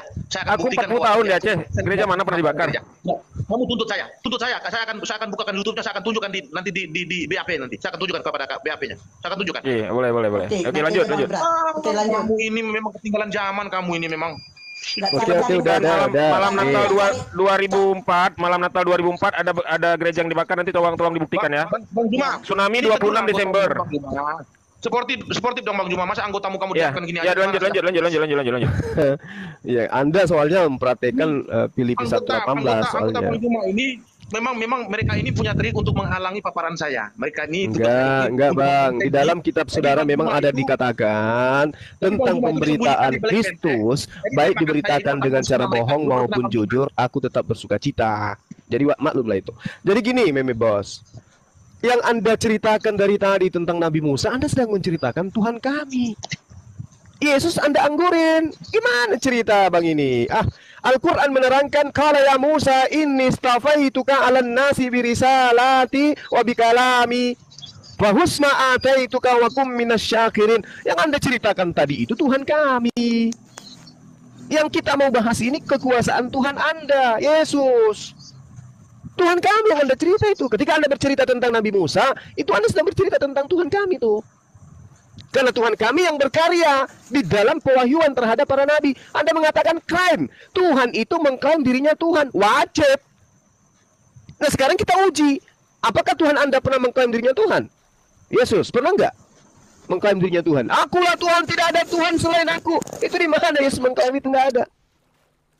Jadi kalau Tuhan mengklaim dirinya Tuhan, wajar. Kalau ada Tuhan mengaku dirinya Tuhan, uji coba dia. Nah, yang salahnya sekarang adalah Anda mengklaim Yesus itu Tuhan, padahal Yesus sendiri tidak pernah mengklaim dirinya Tuhan. Kalau Allah Subhanahu wa taala mengklaim dirinya Tuhan, wajar. Innani anallah la ilaha illa ana. Akulah yang kemudian mewahyukan pada para nabi. Itu klaim. Nah, sekarang kalau bukan Allah Subhanahu wa taala, lalu siapa? Tuhan itu cuma satu. Nah, kalau Anda mengatakan, mana kuasa Tuhanmu? Nah, sekarang Anda ingin menguji Tuhan saya. Tuhan saya menciptakan Anda begitu sempurna. Kalau Anda tidak percaya, silakan Anda bercermin. Tuhan Allah Subhanahu wa taala memberikan akal kepada saudara. Dari mana akal saudara itu? Yesus yang menciptakan. Tidak mungkin Yesus saja diciptakan. Coba. Anda mampu berbicara. Dari mana pita suara Anda itu? Dari mana suara Anda itu keluar dari mulut Anda? Anda yang bikin. Beli di mana? Toko apa? Mana tahu saya juga bisa beli suara. Anda bisa melihat, menatap HP yang ada di tangan Anda. Mata Anda itu dari mana? Siapa yang memberikan mata itu? Yesus. Nggak mungkin. Yang memberikan mata Anda, itulah yang disebut Tuhannya Yesus. Bukan Yesusnya. Tuhannya Yesus yang memberikan mata kepada Anda. Dan itulah yang kami sebut Subhanahu wa ta'ala. Pahami itu. Makanya Tuhan kami itu tidak bisa menjadi objek. Dalam arti kata tidak bisa menjadi makhluk. Karena kami cukup mengimani esensi yang maha kuasa itu ada. Esensi yang maha kuasa yang menciptakan alam semesta, yang mengatur alam semesta, yang menjaga alam semesta. Itulah yang kami sebut Tuhan. Dan Tuhan itu tidak kami buat seperti makhluk. Anda membuat Tuhan Anda menjadi makhluk. Kami tidak. Nah sekarang kalau kita umat Islam nih teriak, wahai engkau yang maha kuasa. Apakah Tuhan kami mendengar? Mendengar. Coba Anda panggil Yesus sekarang. Yesus yang maha kuasa. Semut pun tertawa. Yesus tidak mendengar. Yesus tidak melihat. Yesus tak tahu. Itu sembahan Anda makhluk. Tuhan kami itu maha besar. Allahu Akbar. Wahai engkau yang maha besar. Tuhan kami melihat, mendengarkan. Coba Anda masuk ke gereja. Yesus, tok, oh Yesus, tok, besarlah namamu. Apa Yesus dengar? Tidak. Di mana Yesus pernah mengatakan, aku maha mendengar, aku maha melihat? Tidak ada. Yang Yesus katakan, aku tidak dapat berbuat apa-apa dari diriku sendiri. Ini bukan level Tuhan, Bong. Ini level manusia. Jadi kalau Anda membahas tentang Tuhannya Nabi Musa, Tuhannya Daud, Salomo, itulah yang kami sembah. Pencipta langit dan bumi itulah dia yang kami sebut Allah Subhanahu wa ta'ala. Nah, bandingkan dengan Tuhan Anda sekarang. Lebih duluan kandang daripada Tuhan Anda. Kalau tidak ada kandang, dia tidak mungkin lahir di dalam kandang. Karena kandangnya sudah ada lebih dulu, maka dia datang dalam kandang dilahirkan. Lebih duluan kandang. Coba, itu yang Anda sembah. Bandingkan dengan Tuhan kami. Jadi tidak bisa, Bung. Tidak bisa. Kalau Anda ingin mengatakan, buktikan kemahakuasaan Tuhan Anda. Nah, Anda ganteng, Anda bisa bicara, Anda cakep, Anda kemudian pintar, cerdas dalam hal duniawi. Tapi dalam hal ketuhanan, Anda error. Siapa yang menciptakan itu? Tuhan. Itulah yang kami sebut Subhanahu wa ta'ala. Atau Anda ingin mengatakan, oh tidak, saya diciptakan oleh Yesus. Itu di mana tertulis? Ayo. Di mana di dalam kitab Anda itu dituliskan? Yesus pencipta. Yesus maha pencipta. Nggak ada. Malah kalau Anda melihat dia itu adalah ciptaan. Contoh misalnya di dalam Amsal 8 nomor 22, hikmat tentang Yesus katanya. Dialah yang menciptakan aku untuk pertama kali sebagai ciptaan pertama. Itu kan? Lalu kemudian Yesus sendiri mengatakan, aku datang bukan atas kehendakku sendiri. Ajaranku bukan berasal dari diriku sendiri. Terus dia bisa apa Tuhan Anda itu? Kalau Anda mengatakan eksistensinya karena dia pernah menjadi manusia, loh, justru eksistensi daripada Allah Subhanahu wa taala bukti adanya alam ini. Itulah bukti eksistensinya dia, karena dia menciptakan alam semesta. Untuk mengetahui keberadaan Allah, ada ciptaannya. Kalau ciptaan ini tidak ada, orang tidak akan mampu kemudian menelaah keberadaan Allah. Kenapa? Karena tidak ada makhluk. Bagaimana Anda bisa mengetahui diri Anda ada? Karena ada Anda. Sewaktu Anda tidak ada, bisakah Anda kemudian mengatakan diri Anda ada? Tidak bisa. Kenapa? Karena Anda itu belum ada. Nah sekarang, ketika alam semesta ini ada, siapa yang menciptakan? Tuhan. Itulah yang kami imani. Allah Subhanahu wa taala. Jangan Anda minta Allah Subhanahu wa taala itu harus lahir menjadi manusia. Halo, selamat pagi Om. Pagi sayang. Minum kopi yuk. Ayo. Nah, yang temani ngobrol itu ternyata Tuhan. Nggak bisa kayak begitu. Minta ikan goreng, minta madu untuk makan, itu adalah Tuhan. Wah, nggak bisa kayak begitu. Itu bukan Tuhan. Ya, itu ajaran pagan itu. Tuhannya bisa ditemani ngobrol, Tuhannya tidur bareng, Tuhannya sama-sama pergi jala ikan. Itu bukan Tuhan. Itu ada di cerita dongeng. Alam semesta ini tidak ditampung oleh pencipta, nggak mungkin, nggak bisa. Karena pencipta ini maha sempurna. Kemahasempurnaan Allah, kemahasempurnaan pencipta, tidak ada padanya kelemahan. Nggak ada. Kalau Anda mengatakan bahwa yang datang kepada Musa itu berupa api, itu adalah Tuhan, coba Anda telah lagi. Tidak ada manusia yang dapat melihat Tuhan. Keluaran 33 nomor 20. Percaya Anda dengan dalih yang ada dalam kitab saudara itu? Kalau Anda percaya, berarti yang dilihat Musa berupa api itu bukan Tuhan. Karena tidak ada manusia yang dapat melihat Tuhan. Bahkan Yesus yang Anda Tuhankan mengatakan, Bapa yang mengutus aku, suaranya tidak bisa kau dengarkan, wajahnya tidak bisa kau lihat. Tidak ada yang bisa melihat Bapa. Nah, percaya Anda dengan pernyataan Yesus? Kalau Anda percaya, berarti Yesus bukan Tuhan. Nah, sekarang kalau kita melihat kemahakuasaannya, ya, coba Anda lihat. Orang-orang yang menuliskan tentang Yesus adalah Tuhan, semuanya mati mengenaskan. Yang membunuh Tuhan Anda justru hidup melenggang. Tentara-tentara Romawi itu tidak ada kita dengarkan dia mati dipancung, dia mati dibakar, dia mati diseret kuda, nggak ada. Loh, yang menceritakan Tuhan datang dalam rupa manusia, mati terkutuk di atas tiang salib. Tuhan itu datang kemudian membatalkan hukum-hukumnya sendiri. Justru mereka bermatian dengan cara-cara yang tidak stabil, yang tidak normal. Tapi yang membunuh Tuhan Anda tidak ngapa-ngapain, sehat walafiat mereka. Bahkan banyak di antara mereka menjadi pejabat Romawi. Coba bayangkan. Nah, kemahakuasaan Tuhan kayak begini itu di mana? Untuk membedakan musim arak dan bukan musim buah arak saja dia nggak bisa. Dia nggak bisa kemudian menciptakan keledai. Untuk mendapatkan keledai dia kudu wajib menyuruh murid yang ngambil punya orang. Jadi kemahakuasaannya mana? Tuhan Anda butuh makan, Tuhan kami nggak butuh makan. Nah, Tuhan kami tidak mati, Tuhan Anda mati. Tuhan kami tidak butuh dihidupkan, Tuhan Anda dihidupkan. Tuhan kami tidak butuh seperti yang dibutuhkan oleh makhluk. Tuhan Anda butuh netek, butuh pakaian, butuh makan, apa-apaan Tuhan kayak begitu. Ya, Tuhan kayak begitu banyak dijual di toko. Kalau Anda kekurangan Tuhan, beli aja di toko, di panti jompo banyak, di panti asuhan banyak. Ada pun yang gratis juga. Ya, silakan. Mantap sekali ya, beri tepuk tangan lah sama Bang Juma dulu. Beri tepuk tangan dulu buat penonton ya. Itu kalian harus mengapresiasikan kepada Bang Juma. Bahwasan paparan dia ini sangat bagus ya. Tetapi jangan lupa bahwasan saya masih ada waktu untuk mengkonter. Baik, saya lanjutkan ya. Jadi begini, saya sudah menjelaskan berulang-ulang ketika Bang Juma menuntut bahwasan Yesus berkata begini, jangankan suaranya, rupanya pun tidak akan kamu, rupanya, suaranya pun tidak kamu dengar.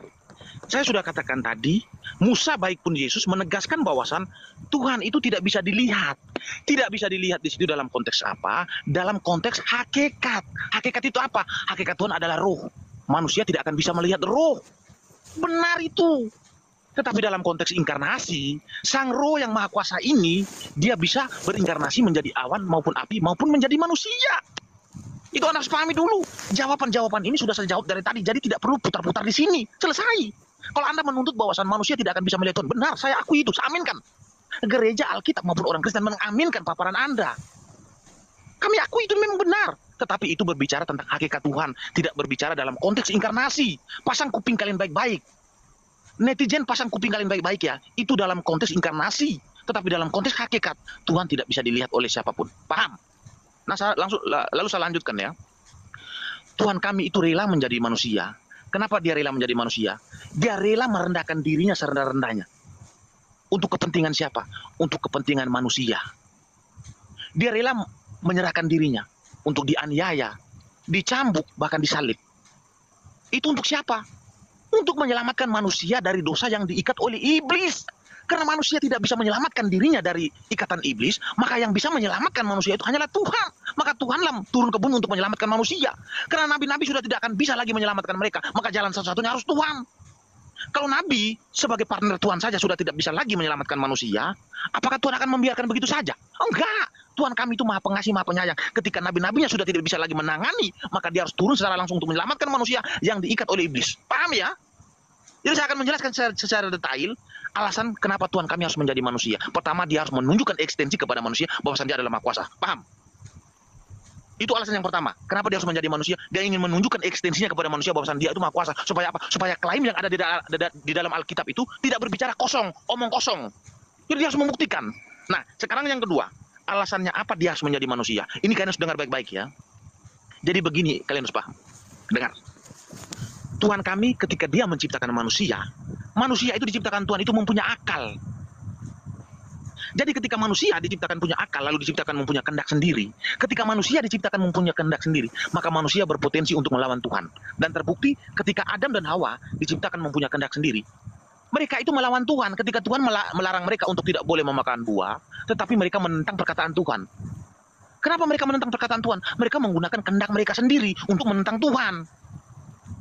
Nah, ketika manusia sudah menggunakan kehendak bebasnya untuk menentang Tuhan, berarti mereka akan jatuh dalam dosa. Maka anak cucu Adam itu semuanya jatuh dalam dosa. Mereka terus menentang Tuhan.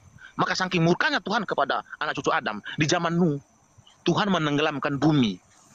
Tuhan hanya menyisakan orang-orang yang beriman saja, yaitu dari kalangan keluarga Nuh. Tetapi, setelah Tuhan menenggelamkan bumi, apa janji Tuhan kepada Nuh dan anak-anak Nuh? Tuhan berjanji kepada mereka, bahwasan mulai saat ini dan sampai selama-lamanya, aku tidak akan lagi menenggelamkan bumi. Sebesar apapun dosa manusia, aku tidak akan lagi menenggelamkan bumi. Ini janji Tuhan kepada Nuh dan anak-anaknya. Ini adalah perjanjian yang sangat kekal. Bahwasan Tuhan tidak akan lagi menenggelamkan bumi, walaupun manusia itu berdosa, dia tidak akan lagi menenggelamkan bumi. Ini janji Tuhan. Tetapi yang menjadi permasalahannya, ketika Tuhan sudah mengadakan perjanjian dengan Nuh dan anak-anaknya, bahwasan dia tidak lagi menenggelamkan bumi, anak cucu Nuh ini melakukan dosa. Mereka terus melakukan dosa. Bahkan sampai di zaman Abraham, sampai di zaman para nabi, mereka terus melakukan dosa. Dosa itu di mata Tuhan, Tuhan sangat membenci dosa. Di zaman Musa saja, ketika Musa naik ke gunung Sinai untuk berbicara dengan Tuhan, bangsa Israel yang tunggu di bawah dengan Harun, mereka menyembah sebuah patung, yaitu patung sapi yang dibuat dari emas. Mereka terus melakukan dosa. Apakah Tuhan akan membiarkan terus mereka melakukan dosa? Apakah ketika mereka melakukan dosa, apakah Tuhan akan menenggelamkan lagi bumi? Enggak. Tuhan sudah berjanji tidak akan lagi menenggelamkan bumi. Apakah Tuhan akan terus membiarkan mereka terus jatuh dalam dosa? Enggak. Seiring berjalannya waktu sampai ke zaman Musa, zaman Yeskiel, Yesaya. Pada zaman Salomo saja, Salomo adalah manusia pilihan Tuhan. Dia berani menduakan Tuhan. Dia berani menyembah kepada tuhan-tuhan lain, yaitu Dewa Baal dan Dewa Nebo. Dia meninggalkan Tuhan, padahal dia adalah manusia pilihan Tuhan. Apakah Tuhan akan membiarkan begitu saja? Enggak. Apakah Tuhan akan murka? Dia akan menenggelamkan lagi bumi? Tidak. Maka itu ketika manusia sudah melakukan dosa, maka jalan satu-satunya, dia harus menjadi manusia.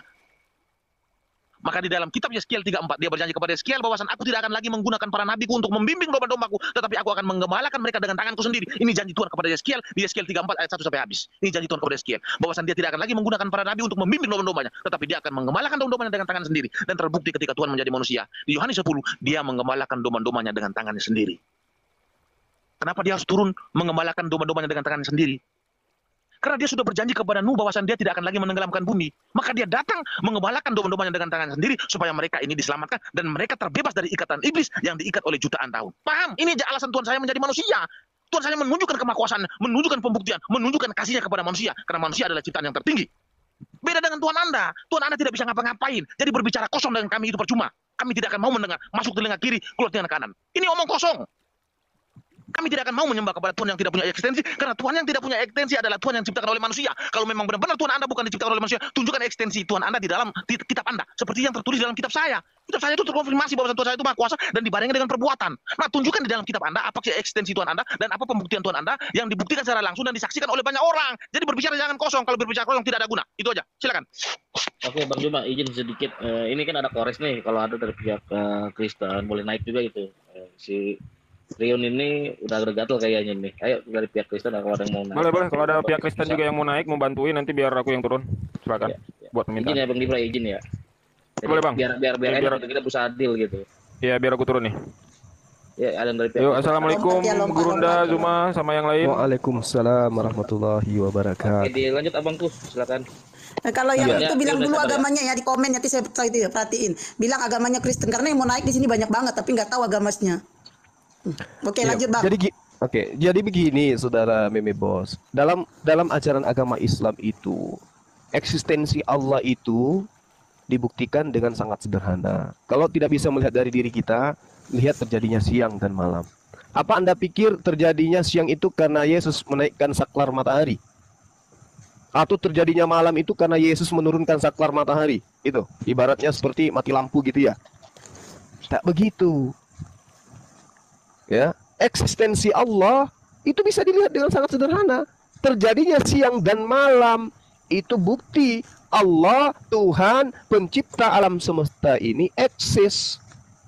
Kalau ada Tuhan ketiduran kayak Tuhan Anda, boleh jadi 24 jam malam terus.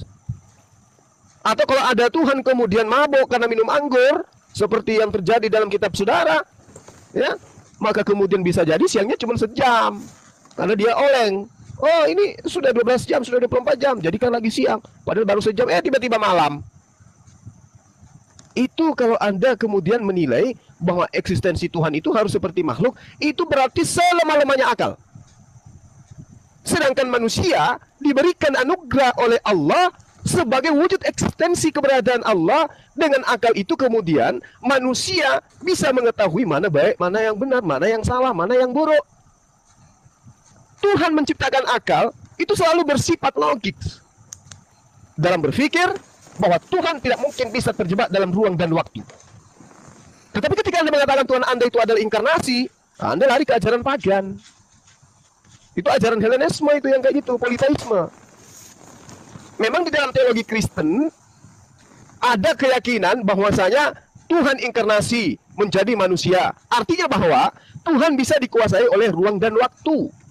Contoh misalnya, kalau Tuhan pencipta Anda kemudian menjadi manusia, berarti dia akan terbatas. Sekarang saya tanya, apakah Yesus pernah mengatakan, akulah pencipta langit dan bumi, akulah yang maha kuasa, akulah. Enggak pernah kan? Kenapa? Karena Yesus manusia. Nah, kalau Tuhan Anda, kalau Tuhan itu betul, dia terikat oleh ruang dan waktu, maka seperti Yesus adanya. Tapi itu mustahil. Kalau Tuhan kemudian masuk ke dalam tubuh Yesus, berarti Yesus manusia kerasukan Tuhan. Tetapi kalau Tuhan kemudian betul-betul menjadi manusia, inkarnasi seperti Yesus, berarti dia sama seperti setara dengan kalau kita analogikan babi ngepet. Manusia, inkarnasi menjadi babi. Manusianya masih ada, hilang. Yang ada tinggal babi. Nah, kalau inkarnasi, begitu juga. Kalau misalnya Tuhan pencipta dan bumi berinkarnasi menjadi manusia, Tuhannya hilang, yang ada tinggal manusia. Apakah demikian? Lalu siapa yang menjaga alam semesta ini? Kalau Tuhan Anda itu sudah menjadi manusia, siapa yang menjaga alam semesta ini ketika Tuhan Anda tidur? Kan tadi inkarnasi tuh. Sama seperti ketika ada manusia menjadi babi ngepet. Ya kan? Manusianya hilang, yang ada tinggal babinya, ngepet lagi. Nah, Anda tanpa malu-malu dikasih akal, tapi Anda mengatakan Tuhan Anda inkarnasi. Ajaran inkarnasi itu ajaran paganisme. Tuhan Anda berubah wujud menjadi makhluk. Hai. Jadi Tuhan itu, kalau Anda mengatakan Tuhan Anda menjadi inkarnasi menjadi manusia, berarti Tuhan Anda itu terikat oleh ruang dan waktu.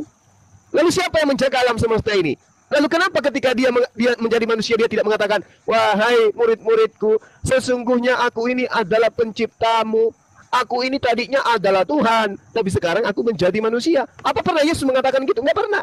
Tapi pengarang-pengarang bebas itulah yang mengatakan dia mengosongkan diri dan tidak menganggap dirinya setara dengan Tuhan, tapi dia merendahkan, mengosongkan diri menjadi manusia. Itu kata siapa? Pengarang kitab saudara. Kenapa Yesus tidak yang mengatakan dia seperti itu sendiri? Kenapa? Yesus tidak bisu, bahkan dia disebut guru, tapi kenapa dia tidak mengajarkan hal demikian? Kenapa? Karena Yesus itu nabi, Yesus itu rasul. Dia mengatakan dalam kitab saudara bahwa aku tidak berkata-kata dari diriku sendiri. Apa yang aku katakan adalah apa yang diperintahkan. Berarti dia bukan inkarnasi Tuhan. Kalau babi Anda tangkap, babi ngepet misalnya Anda tangkap, Anda tanya dia, kamu itu siapa? Pasti dia jawab, aku ini adalah misalnya si Fulan, aku ini si Fulan, tapi sekarang aku sudah menjadi babi. Yesus pun akan mengatakan begitu. Tadinya aku ini adalah Tuhan, tapi sekarang aku menjadi manusia. Nah, bagaimana caramu bisa kembali menjadi Tuhan? Tiup lilin. Nggak bisa. Saya masih ingat pernyataan saudara Memebos ketika saya tanya, bagaimana caranya Yesus yang tadinya inkarnasi menjadi manusia, bagaimana caranya Yesus yang manusia ini kembali menjadi Tuhan? Apa kata Memebos? Ketika dia naik ke atas langit, tubuh manusianya itu melayang, hancur lebur kemudian sampai ke atas. Berarti tubuh kemanusiaan Yesus mengalami kematian lagi untuk yang kedua kalinya. Ini ajaran konyol yang kayak begini. Ya. Jadi teman-teman, kalau Anda mengatakan eksistensi Tuhan itu harus datang seperti manusia, maka saya minta, saya Zulkifli Mabas minta kepada saudara-saudara Kristen, tolong hubungi Yesus, suruh datang ke Makassar. Saya Zulkifli ingin mentraktir dia ngopi, nanti saya belikan rokok 1 bungkus. Oke, Abang Juma. Ya, Terima kasih. supaya kita bisa tahu bahwa Tuhan Anda itu eksis dengan cara-cara seperti itu. Saya mau dia datang, aku belikan baju, ya, satu kontainer aku siapkan pakaian untuk Tuhan Anda. Silakan. Abang Juma, oke, terima kasih Abang Juma. Abang Juma, untuk sementara ini Memebos kan udah nggak ada nih, kita kedatangan dari Kiamat sama Murah Hati. Nah ini kan dua-dua, gimana dan bukan? Wah, yang satu ini manusia gogel, mudah-mudahan tidak mati lampu nanti di tempatnya. Mati lampu selesai dia. Kenapa? Sedikit menyampaikan Taruh Kiamat biar enak nih. Terus saya pengain dulu ya. Kita buka tema baru aja gimana, Kores? Kita uji ini, kita uji baca tulis kitab suci kita masing-masing. Itu bagus. Jadi gimana? Karena kenapa? Ketika kita berbicara mengenai kitab sucinya orang lain, tapi kitab suci kita sendiri kita tidak bisa baca, itu gila namanya, itu gila namanya. Kiamat, dengarkan dulu orang. Boleh. Saya dengan Kiamat boleh. Temanya adalah membaca original teks kitab masing-masing. Enggak, Tuhan siapa Kenapa? yang temanya? Kenapa kamu nggak mampu? Kenapa kamu nggak mampu? Kenapa kamu tidak mampu membaca kitabmu sendiri? Kenapa?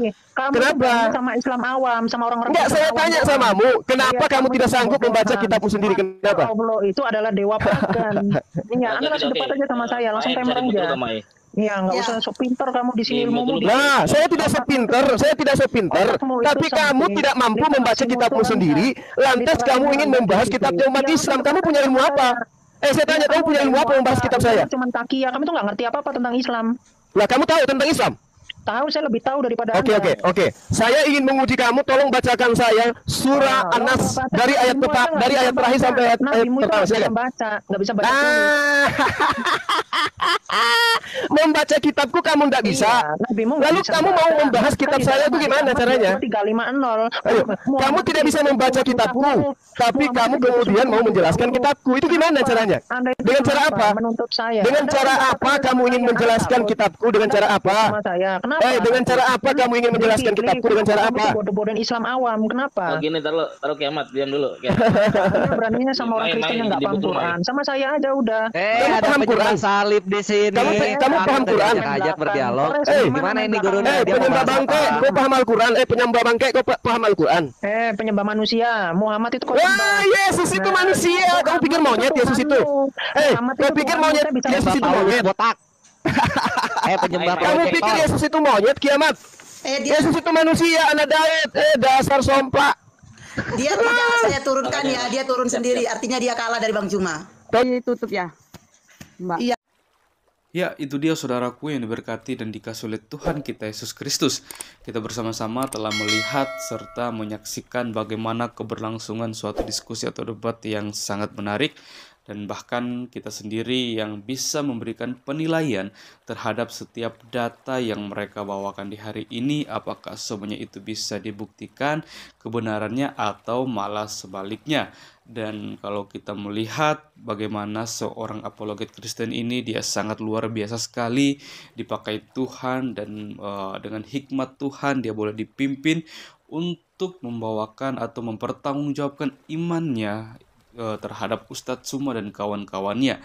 Bahkan dia juga bisa mematahkan setiap tuduhan liar, bahkan argumentasi, bahkan data bodong dari seorang Ustadz Suma, yang dimana memang Ustadz Suma ini tidak pernah henti-hentinya untuk membahas tentang kekristenan, tidak pernah henti-hentinya untuk mencomot-comot ayat Alkitab dan kemudian dia tafsirkan sesuka hatinya, dan bahkan hal itu dia jadikan untuk menyerang iman Kristen, yang dimana pada dasarnya ketika dia mencomot ayat Alkitab, ketika dia mentafsirkan Alkitab, semuanya itu pasti jauh atau lari dari maksud dan tujuan penulisan ayat tersebut. Karena apa ya? Karena memang Ustadz Suma ini ketika dia mencomot Alkitab, ketika dia mendalami ayat tersebut, bukan untuk mencari tahu apa sih sesungguhnya yang dimaksudkan oleh ayat ini, apa sih tujuan ayat ini dituliskan untuk siapa dan kepada siapa, seperti itu. Malah dia hanya membaca dan kemudian dia tafsirkan sesuai dengan pemikirannya sendiri tanpa dia menggali lebih dalam untuk mencari tahu maksud dan tujuan dari ayat tersebut, seperti itu. Sehingga ketika dia hanya mentafsirkan sesuai dengan pemikirannya sendiri, dengan sesuka hati sendiri, sehingga hal itu akan jauh atau lari dari maksud dan tujuan dari penulisan ayat tersebut, sehingga hal itulah yang sering kali dia gunakan untuk menyerang iman kekristenan, untuk melontarkan setiap tuduhan-tuduhan liar yang itu sama sekali tidak berkaitan dengan ayat tersebut atau maksud dari ayat tersebut, seperti itu. Karena kalau kita lihat contohnya, ketika Ustadz Suma berdiskusi dengan apologet Kristen, pasti ada salah satu ayat yang menjadi ayat favorit yang selalu dia singgung di dalam suatu diskusi atau debat, yaitu tentang pengajaran sesat, yang dimana Ustadz Suma mengatakan bahwa ini pernyataan Tuhan Yesus, barang siapa manusia yang mau menuhankan Yesus, mereka termasuk atau tergolong orang-orang sesat, seperti itu. Padahal dari judulnya saja itu suatu peringatan bahwa nanti akan datang suatu saat nanti, sekarang ini pun itu sudah ada, bagaimana begitu banyak orang mengatasnamakan Yesus untuk mencari kepentingannya sendiri, untuk kepentingannya pribadi, seperti itu, menggunakan nama Yesus untuk kepentingannya sendiri. Ya, sama halnya dengan, ya kalau kita melihat ya, begitu banyak orang ketika mereka berdiskusi, ya pasti mencari sesuatu hal untuk kepentingannya sendiri, seperti itu ya. Ya sama halnya juga tentang pengajaran sesat ini, seperti itu. Dan Kolompe ya, seandainya Ustadz Suma, sebenarnya sih kalau saya pikir Ustadz Suma ini kalau dia memang orang yang sangat cerdas dan pintar, dia pasti akan mengetahui maksud dan tujuan dari pengajaran sesat yang diajarkan oleh Yesus Kristus, seperti itu. Karena kalau dia membaca konteks sebelum dan sesudah dan keseluruhan ayat itu, pasti dia akan mengerti apa yang dimaksudkan oleh Yesus tentang perkataannya itu, seperti itu ya. Tapi yang namanya kalau hanya untuk mencari kepentingan sendiri, seperti yang saya bilang tadi ya, kita tahu sendirilah ya, dan kita sendirilah yang bisa menilai, seperti itu.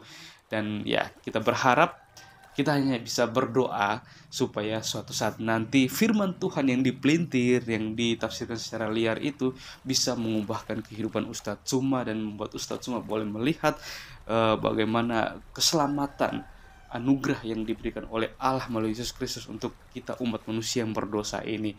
Dan kita berdoa untuk teman-teman para apologet Kristen di luar sana yang terus berjuang untuk meluruskan setiap tuduhan-tuduhan liar, untuk memproklamirkan kebenaran, kabar baik, kabar sukacita itu kepada setiap orang, supaya melalui hal ini banyak orang yang boleh dibukakan hatinya, pikirannya, bahkan banyak orang yang boleh melihat bahwa keselamatan yang sejati hanya ditemukan dalam Yesus Kristus, sehingga mereka boleh mengambil keputusan untuk percaya kepada Yesus Kristus sebagai satu-satunya Tuhan dan Juru Selamat dalam kehidupan mereka. Oke, baik teman-teman.